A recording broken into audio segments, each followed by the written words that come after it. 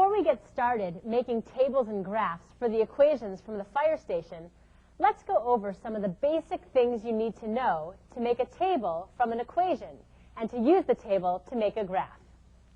Typically, you'll start out with an equation that is solved for y. For example, the linear equation y equals 2x plus 3 is solved for y. It has y all by itself on one side of the equal sign. Once you have the equation in the proper form, there are 5 basic steps to make a table for the equation and graph it. They are, number 1, draw the table itself.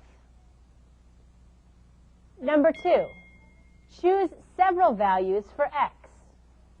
Number 3, substitute each x value into the expression. Number 4, find the corresponding y values. And number 5, plot the xy pairs on a graph. So let's take that linear equation and carry it through the 5 steps to make a graph by using a table. Constructing a table literally means drawing the lines and setting things up so you can find the values in an organized way. A typical table looks like this. You enter your x values on the left-hand side and evaluate them according to an expression from the equation to find your y values, which are typically written on the right-hand side. So, to make a table for the equation y equals 2x plus 3, we need to put an expression in the middle column that will help us find a y value for any given x value. The expression 2x plus 3 goes in the middle column of the table. Notice that this expression comes directly from the equation. In this step, we get to choose the values for x that we'll use in the expression to find values for y. Technically, you need only 2 xy pairs, or points, to determine a line. I'd like to use 5 entries so I can be sure to recognize patterns in the table. Depending on the situation, there may be restrictions on what numbers are appropriate choices for x. For a general equation like this, though, I choose numbers that are easy to work with and that are clustered together so they'll be easy to graph. Usually, I select the numbers -2, -1, 0, 1, and 2, and write them in as my x values in the table. In this step, we put the x values into the expression one at a time. For example, the first value that we chose was -2. So we'll rewrite the expression in the middle column, replacing x with -2. This gives us 2 times -2 plus 3.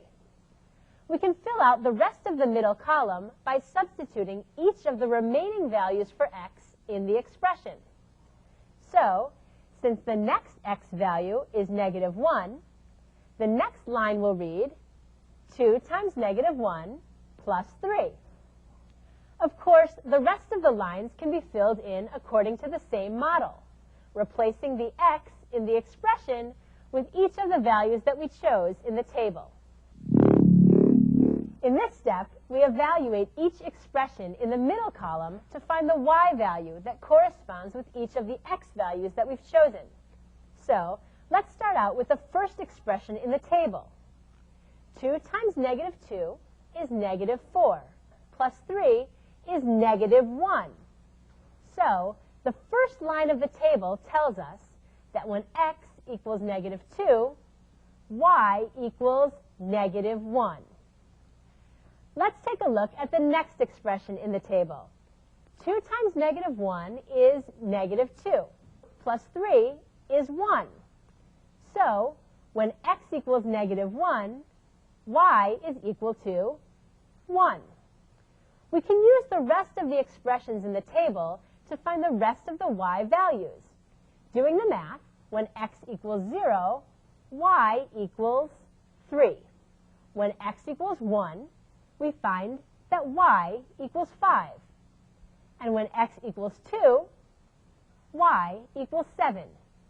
So we've filled out the whole table, finding 5 y values to go with the 5 x values that we picked. Each of the x-y pairs is a solution to the equation. It's also an ordered pair that will help us draw the equation as a line on the graph. We can read the ordered pairs right off the table. So, the first line in the table gives us -2 from the x column and -1 from the y column. Together, these values make the ordered pair -2, -1. In the next line of the table, we have the x value -1 and the y value 1. Together, these give the ordered pair -1, 1. The last 3 ordered pairs in the table can be found in a similar way, combining the x and y values from each line to get the ordered pairs 0, 3, 1, 5, and 2, 7. So, the table has done its job. It has helped us to organize information, preparing us to graph the equation y equals 2x plus 3. Once you have your values in a table, it's easy to make a graph. First, you draw the axes, the x-axis and the y-axis. Then, you plot the ordered pairs from the table. -2, -1, -1, 1, 0, 3, 1, 5, and 2, 7.